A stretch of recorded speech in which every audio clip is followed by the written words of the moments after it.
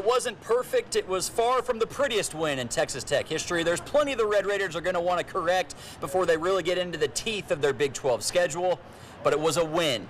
And that cannot be overstated for this Red Raiders team. Before we look ahead, we'll look back at your win over Fresno State. It was a long break leading up to that game. You had to like how your team came out and put the clamps down defensively to turn a 3-point halftime game into a 17-point win.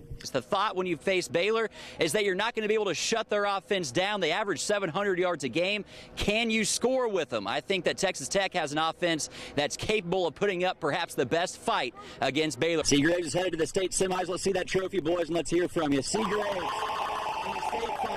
Coming up, two 13-0 football teams, two powerhouses who were on a collision course seemingly this entire playoff, and what we got was two very good teams that battled tooth and nail all the way to the finish. Multiple times they had runners on second, even had a runner at third at one point. They just couldn't get the clutch hit to bring them in. Baylor has a 63-34 lead. Can Texas Tech make the comeback? We'll have to see. It'd be a miraculous one at this point. Gash the Cyclones for over 250 rushing yards. What worked so well for the running game Saturday? Adam with the score 42-17 in the second half. Who'd have thought it would be the true freshman quarterback rallying the troops as the Red Raiders scored 39 points down the stretch to make this one a very interesting game. You have 40 straight.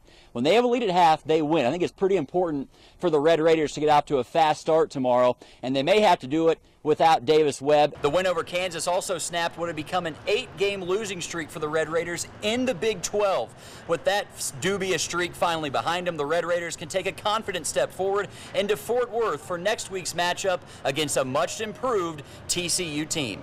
Reporting from the Jones, I'm Blake Brodie, KCBD News Channel 11 Sports.